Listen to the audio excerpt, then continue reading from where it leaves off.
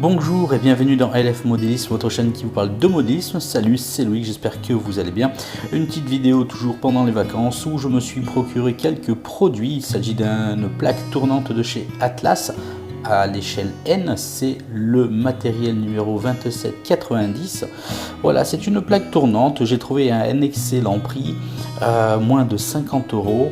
Compte tenu que les plaques tournantes d'autres marques valent très cher, voilà, il y a possibilité de la motoriser également. Celle-ci est manuelle, je suis curieux de voir ce que cela représente, quel est ce genre d'objet. On voit également qu'on peut customiser et y ajouter pas mal d'accessoires à la sortie ou dans la gamme Atlas. Je ne connais pas du tout cette marque. D'ailleurs, moi, mon réseau sera en Fleischmann. Je ne sais pas si mes rails seront compatibles. Voici donc le kit motorisé que propose Atlas. Voilà, donc je sollicite un petit peu votre aide, votre retour d'expérience sur ce produit, si vous l'avez déjà utilisé, et ce qu'il en est, ce que vous en pensez. On va bien sûr faire le déballage de ce pont tournant, et voilà, je nage dans l'inconnu avec ce produit. Alors, que découvrons-nous à l'intérieur? Alors, tiens, une petite molette, je pense que c'est pour actionner manuellement donc notre plaque tournante. N'hésitez pas d'ailleurs à me dire quels sont les rails qui sont compatibles avec Atlas. Apparemment c'est du code 80.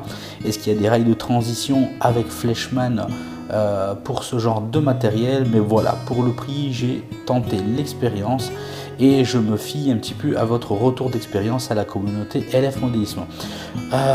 Sinon, première prise en main, très agréable.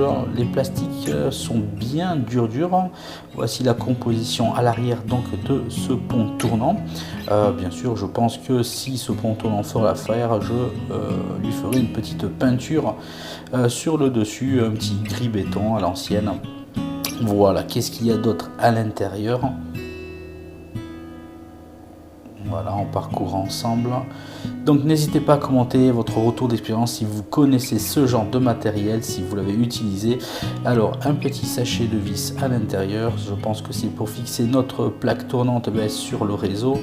Et peut-être également les fils d'alimentation, la petite molette. Qu'y a-t-il d'autre? Le menu, la notice à l'intérieur, que nous raconte-t-elle un petit peu, tout en anglais, pas de français à l'intérieur. Voilà, rien n'est en français, tout en anglais. Donc pour ceux qui ne parlent pas du tout anglais, ça peut être compliqué. Moi je le comprends un petit peu, mais bon, c'est compliqué. Il faut essayer de se faire aider quand on ne connaît ce genre de matériel. Moi pour ma part, je n'ai jamais installé ni mis de plaque tournante sur un réseau. C'est une première. Voilà, il nous explique un petit peu les schémas, etc. Pour moi, c'est du chinois un petit peu. L'électricité sur les réseaux, voilà, moi j'aime bien faire rouler le train, j'aime bien faire plaisir, mais après il y a des choses qui me dépassent.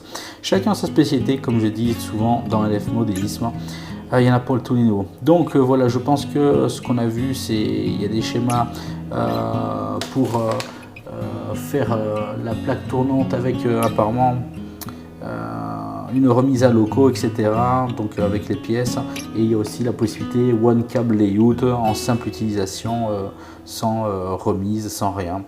Voilà, j'ai besoin un petit peu de votre aide. Éclaircissez-moi un petit peu si vous connaissez ce matériel. Allez, on va voir un petit peu ce qu'il en retourne un petit peu, comment ça fonctionne.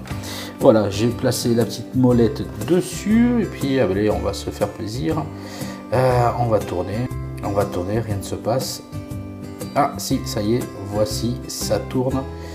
Mais dites-moi, il faut en faire des tours pour que l'on puisse prendre une position.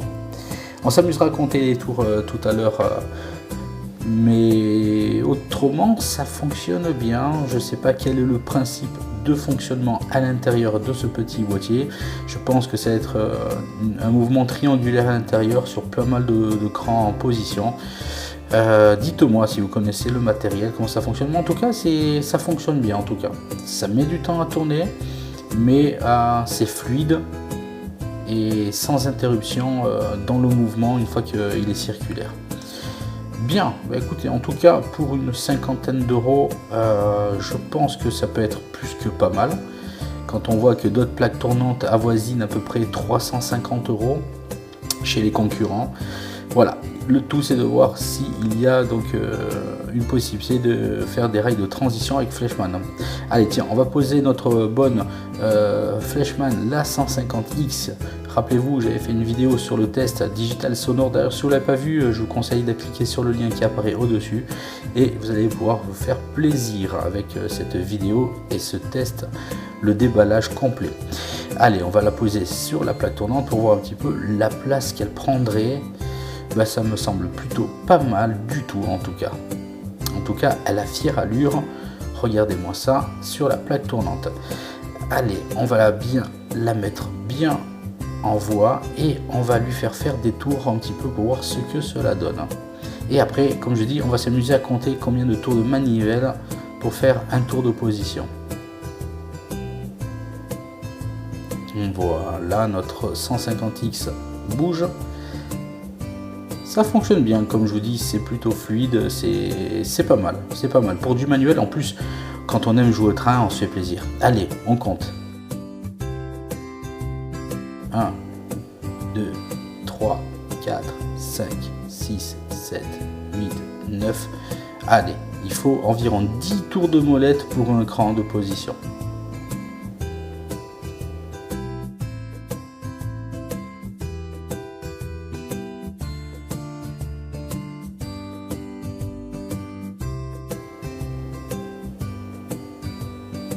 En tout cas, le résultat est plutôt sympathique. En tout cas, le mot prendre plaisir et jouer au train prend toute son importance avec cette molette. Ou est-ce que c'est nous-mêmes qui agissons sur notre train, sur notre plaque tournante? C'est plutôt sympa, je trouve. Voilà, j'ai besoin et je sollicite un petit peu votre aide si vous êtes connaisseur de ce genre de matériel. N'hésitez pas à commenter, n'hésitez pas à m'envoyer un mail pour me donner quelques conseils. Également, quel genre de rails sont à utiliser. J'ai vu qu'il y avait du Arnold qui pourrait être compatible apparemment avec un rail de transition Arnold voire Fleischmann après. Donc dites-moi ça dans vos commentaires, je vous remercie et puis je vous souhaite à tous une excellente journée, prenez soin de vous et surtout prenez plaisir, ciao ciao.